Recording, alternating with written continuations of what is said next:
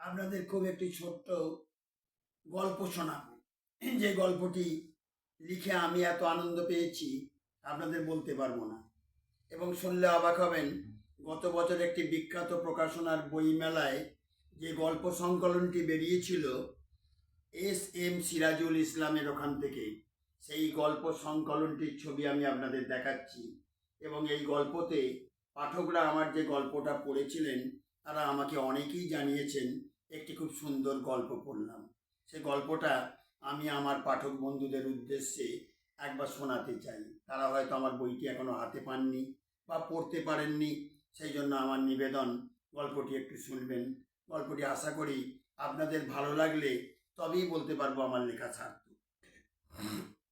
গল্পটি কালও যেটা অতীত ছিল। আজ কিশলয় প্রথম মদের বোতল ছিল। জীবনের 50টা বছর কতবার বাজি ধরে সে জিতে গেছে, আর 200-500 টাকাও সে কতবার পেয়েছে। কেননা কেউ তাকে কাল পর্যন্ত মদ খাওয়াতে পারেনি। ওটা যদি কিশলয়ের ক্রেডিট হয় তাহলে বলবো অন্যদের ডেবিট, মানে হার। আর একবার ওর ছোট বোনের বরকে বলেছিল ওটা ছোট লোকদের নেশা, তাই মাদলামি করা ওদেরই সাজে।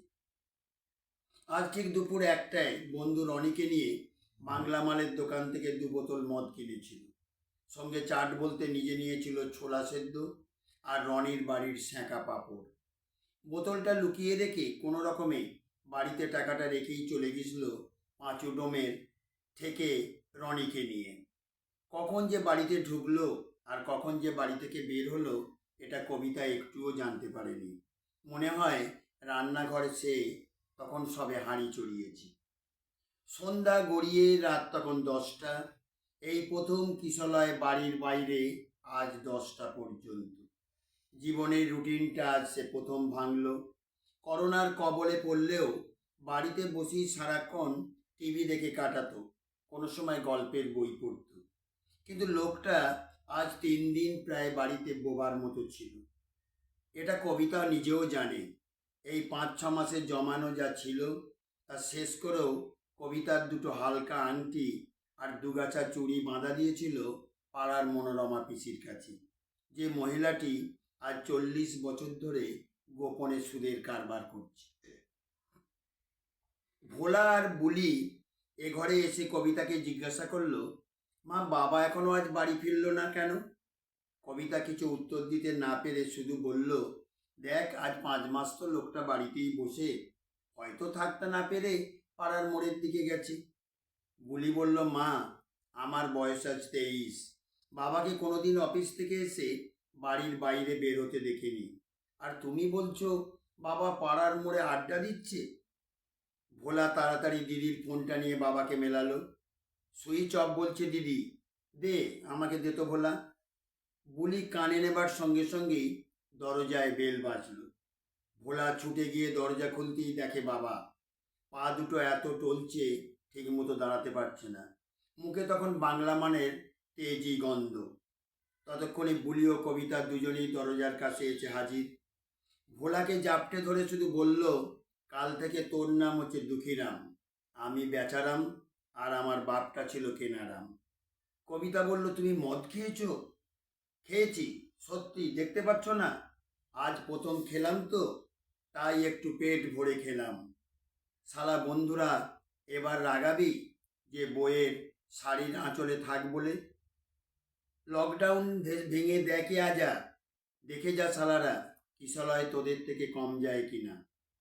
তখনও নিজেকে সামলে কবিতা বলল, 2টোর সময় বাড়িওলি মাসিমার কাছ থেকে চাল ধার করে নিয়ে ভাত বসালাম, আর আজই তুমি পয়সা পেলে কোথায়? শালি, আমার বালিশের তলায় দিয়ে দেখ, তোর স্বর্গীয় শ্বশুরের আর তার বাবার জমানো স্মৃতিগুলো বেচে আজ তোকে দিয়েছি 60,000 টাকা, আর আমি নিয়েছি মাত্র 2,000। মানে ওটা নিয়ে আমার প্রায় 1 মাসের ওপর হয়ে যাবে। ব্যাস, তারপর বোতল শেষ, নেশা শেষ, বেচারামও শেষ হয়ে যাবে। দেখবি শুধু পড়ে থাকবে ওই দুঃখীরামটা। ভোলা দৌড়ে বালিশের তলা থেকে টাকার বান্ডিলটা এনে মাকে দিয়ে বলল, মা, সত্যিই টাকা গো।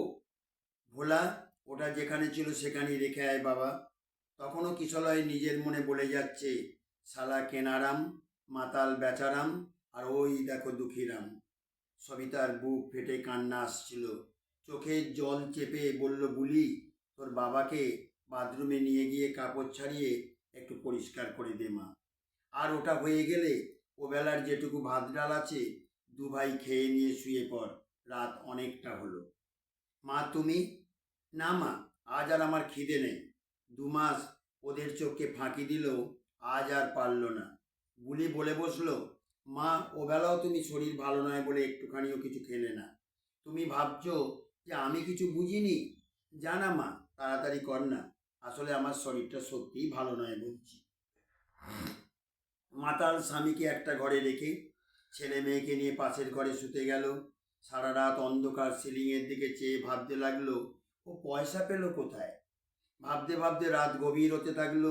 ছেলে মেয়েটা অকাতরে ঘুমিয়ে পড়েছে। অনেকক্ষণ জেগে থাকায় বাথরুমের চাপে পেটটাও কটকট করছে।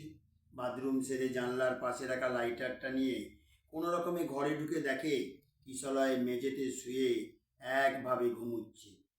পা পা করে আলমারিটার সামনে যেতেই পায়ে কিছু লাগ দিয়ে তুলে দেখে আলমারির চাবিটা পড়ে। আর একবার ভালো করে লাইটারটা জেলে দেখে দূরে পড়ে আছে রবিনসন বার্লির সেই বড় লম্বা কৌটোটা। আঁতকে উঠল কবিতা। এ কি করলো কিশলয়? সমস্ত অতীতটাকে ধুয়ে মুছে আজ নষ্ট করে দিল। রাগে কাঁপতে কাঁপতে আবার এসে শুতেই মনে পড়ল 25 বছর আগের সেই কথা। শশাঙ্কবাবু কবিতার শ্বশুরমশাই, একটিমাত্র সন্তান কিশলয়। নিজে অল্প পয়সায় চাকরি করায় ছেলে কিশলয়কে মনের মতো করে মানুষ করে যেতে পারেননি। তাতেও শশাঙ্কবাবু খুশি ছিলেন। ছেলে কিশলয় গ্র্যাজুয়েট হয়েই একটা প্রাইভেট কোম্পানিতে চাকরি পায়। কিশলয়ের চাকরি পাওয়ার 2 বছর আগে ওর মা মারা যায় একটা স্ত্রীরোগে গোপন। তাই অল্প দিনের মাথায় শশাঙ্কবাবু ছেলের বিয়ে দিয়ে দেন কবিতার সঙ্গে। বৌমাকে নিজেই পছন্দ করে এ বাড়িতে এনেছিলেন। আজ 7 বছর শশাঙ্কবাবু গত হয়েছেন, তবে উনি মারা যান হার্ট অ্যাটাক করে। মারা যাওয়ার আগে নিজের স্ত্রীর টিনের কৌটোর বাক্সরা থেকে বের করে ওই বার্লির ডিপেটা হাতে নিয়ে বলেছিল, এতে যা রেখে গেলাম মা, তোর মেয়ের বিয়ে হয়তো হয়ে যাবে। কি আছে জানতে চাইলে বলেছিলেন, আমার বাবার, তার মানে তোর ঠাকুর শ্বশুরের জমানো কিছু তামা রূপার কয়েন, আর আমার শখ করে কেনা সারা জীবনের সব কটা কয়েন তোর কাছে দিয়ে গেলাম। আমার তো নিশ্চিত বিশ্বাস ওগুলো বিক্রি করলে হয়তো 2-3 লাখ টাকা হলেও হতে পারে, যেটা দিয়ে তুই মেয়ে বুলির বিয়ে দেবার ব্যবস্থা করিস। দাদু হিসেবে এইটুকুই আমার শেষ সম্বল। আর কিশলয়কে জানাস, ও কিন্তু আমার খুব ভালো ছেলে। জানলে 3 পুরুষের স্মৃতিকে হয়তো ও আগলে রাখার চেষ্টা করতে পারে। তাই একদিন কবিতা কিশলয়কে বলতে কি আনন্দ পেয়েছিল দুজনে। দুজনে অনেকক্ষণ বিছানায় বসে কয়েনগুলো ভালো করে দেখছিল। তারপর বলেছিল, কবিতা, এগুলো ভালো করে রেখে দাও, ওগুলো আমরা বাঁচিয়ে রাখার চেষ্টা করব। আর আজ কিশলয় ওগুলো খুইয়ে দিল মাত্র 62,000 টাকায়। কি মতিচ্ছন্ন হলো আজ ওর। আজ 7 দিন ওদেরকে কোনো ক্রমে খাইয়ে নিজে একবেলা তো আমি অভুক্তই আছি, তবু ওটার কথা একবারও আমার মনে আসেনি। আর আজই ও যাক, কাল সকালে উঠলেই ওকে জিজ্ঞাসা করব কার কাছে ওগুলো বেঁচে এলো। আর বেচবি যদি আমাকে বললো না কেন, আমিও তাহলে ওর সঙ্গে যেতাম। ছেলে মেয়ে দুটো অঘরে ঘুমুচ্ছে, আর কিছু না খেয়েও বাথরুমের এত চাপ। মনে হয় জেগে থাকলে হয়তো মানুষের এরকমই হয়। আবার এসে শুলেও আজ চোখে এক ফোঁটা ঘুম নেই। সকালে উঠলে মানুষটাকে জিজ্ঞাসা করতে পারলে তবেই সে মনে একটু শান্তি পাবে। দেখতে দেখতে ভোর থেকে সকাল হলো। ছেলেমেয়েরা উঠলে সকলের জন্য চা আর অল্প দামের বিস্কুট। চা খেতে খেতে বলল, বলি, তোর বাবাকে তোললাম মা ঘুম থেকে।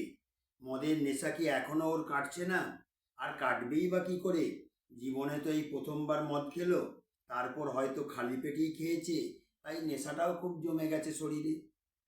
বুলি ডাকতে লাগলো, ও বাবা ওঠো না, অনেক বেলা হয়েছে, চা খাবে না? শেষে ছাড়া না পেয়ে বুলি গায়ে হাত দিয়ে দেখলো শরীরটা পাথরের মতো শক্ত হয়ে গেছে। মাকে ডেকে নিয়ে ঘরে ঢুকে দেখে সব শেষ। মনে হয় কিশলয় মারা গেছে রাতে, তাই বডিটা এত শক্ত হয়ে গেছে। শুধু দেখতে পেল মুখে যেন ওর সামান্য গাঁজা উঠে গেছে। হাউতাস করে কাঁদতে কাঁদতে বুলি পাড়ায় সবাইকে ডাকতেই সবাই ছুটে এলো। নানান জনের নানান মত। অনেকেই মরা ছোঁয়া তো দূরের কথা, কত রকম ফুট কাটতে লাগলো। লোকাল থানায় খবর দেবার আগেই বুলি উদ্ধার করলো পয়সা জমানো কৌটোটা থেকে দুটো চিঠি। প্রথমটা একটা ছোট্ট কাগজে 2-4 লাইন। তাতে লেখা ছিল, কোভিড-19 মারা না গেলেও আমাকে মরতে হলো আত্মহত্যা করে, কোভিডের রোষানলে পড়ে। তাই আমার মৃত্যুর জন্য কেউ দায়ী নয়, দায়ী একজনই, তিনি ঈশ্বর। ইতি কিশলয় ব্যানার্জি। সকলেই একে অপরের মুখের দিকে তাকাচ্ছিল, কেউ আর কোনো কথা বলার সাহস পাচ্ছিল না। পরের চিঠিটা ছিল প্রায় 2 পাতার।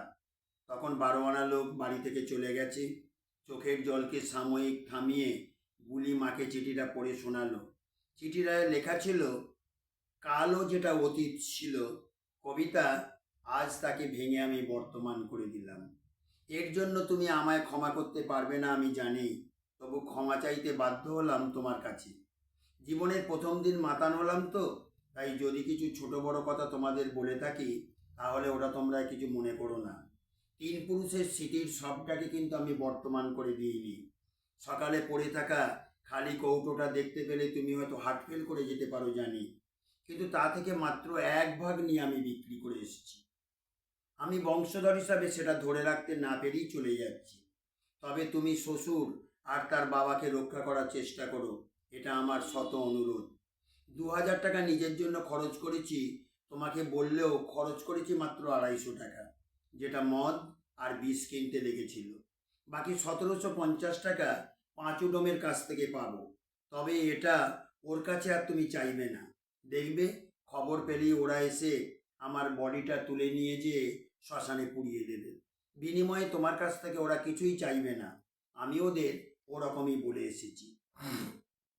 তোমার কাছে অতীত মানে আমার বাপ 14 পুরুষের কয়েনগুলোর 1 ভাগ আমি নষ্ট করে গেলাম। বাকি ভালো করে পলি ব্যাগে বেঁধে আলমারিতে তোমার বেনারসি নীল শাড়িটার তলায় চাপা দিয়ে রেখেছি। বুলি একটু হলেও কম্পিউটার জানে, তাই ওর বিয়ের জন্য ওগুলির দাম ভালো করে নেট থেকে যাচাই করে তবে বিক্রি করো। আর বাবার হাতের ওই পুরনো টি শার্ট ঘড়িটা এখন অনেক দাম। ঠিক মতো মানুষ হতে পারিনি বলে লজ্জায় কোনোদিন আমি ওটা হাতেও দিইনি। যদি বলা বড় হয়ে মানুষ হতে চায় এবং পারে ওটা পড়তে, তাহলে ওকে কিন্তু পড়তে দিও। নচেত ওই টাকায় ওকে ভালো করে লেখাপড়া শিখিয়ে মানুষ করো, বাবা হয়তো খুশি হবেন। আর শোনো, সমাজ অনেক কথা বলবে, ওসব কথায় কিচ্ছু কানে নিও না। শুধু বাসে করে ভোলাকে নিয়ে বাবুগঙ্গায় যাবে, ন্যাড়া করিয়ে ওখানেই একটা পিণ্ডি দিয়ে ঠাকুরমশাইকে বলবে, তাহলেই সব শেষ হয়ে যাবে। সব থেকে তখন খুশি হব জেনে আমি। আমার অফিসের সবাই আমাকে রাগাতো যে বউয়ের শাড়ির নিচে থাক বলে, কেননা ওদের মদের থেকে আমি কোনোদিন বসতে পারিনি বলে, আর আমি মন থেকে বসতে চাইতাম না বলে।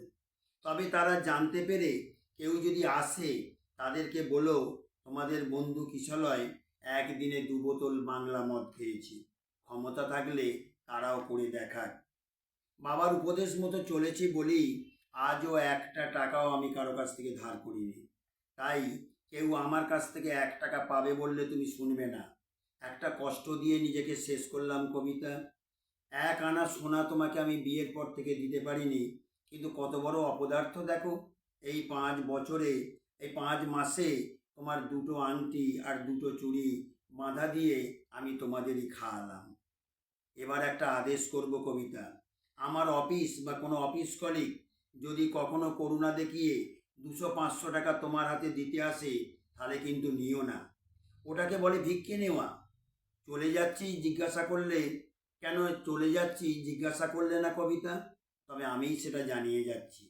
আর 4 মাস আমার চাকরি নেই, এটা মালিক আমাকে জানিয়ে দিয়েছিল, কিন্তু লজ্জায় আর ভয়ে আমি তোমাদের কথা বলতে পারিনি। তাই প্রতিদিন বের হতাম, বন্ধুবান্ধবদের কাছে ডালাউচির পাড়ায় যেতাম, যদি একটা কিছু চাকরি জোটাতে পারি বলে, কিন্তু আমি হেরে গেলাম কবিতা। তাই চিন্তা করলাম, বড় হয়ে ছোট কাউকে চলে যাওয়ার কষ্টটা আমি নিজে সহ্য করতে পারবো না। তাই বড় হয়ে আমিই চলে গেলাম। এই দুর্ভিক্ষের বাজারে একটা পেটের খরচও তো কম নয় কবিতা। তোমার ওপর একটু বেশি দায়িত্ব চাপলো, তাই তো? ধরে নাও অপদার্থ বলি এ কাজটা আমি তোমার মাথায় চাপিয়ে গেলাম। তোমরা তিনজনই আমাকে অনেক দিন ভুলতে পারবে না জানি, তবু কাল যেটা অতীত, আজ সেটা বর্তমান, এটা সব সময় মনে রেখো। শেষ করলাম, ভালো থেকো আর ওদের ভালো রাখার চেষ্টা করো। ইতি কিশলয়। আশা করি আপনাদের এই গল্পটা কেমন লাগলো, যদি ভালো করে শোনেন বা পড়েন এবং যদি আমাকে জানান কমেন্টস করে যে সত্যিই ভালো হয়েছে, তাহলে আমি ভাববো যে আমার লেখা সম্পূর্ণ সার্থক হয়েছে। কারণ একজন কবি, লেখক, সাহিত্যিক, ঔপন্যাসিক তারা নানান কাব্য, কবিতা, সাহিত্য, গল্প, প্রবন্ধ, অনুগল্প রচনা করেন পাঠকদের জন্য। পাঠকরাই যদি পড়ে তার সারমর্ম উদ্ধার করতে না পারে, তারা যদি আনন্দ না পায়, তাহলে লেখার কোনো সার্থকতা থাকে না। এটা আমি সর্বাঙ্গীন মনে করি বা সব সময় সেটা মনে করি, লেখার চেষ্টা করি। আপনাদের প্রত্যেকেই আমার করজোড়ে নমস্কার।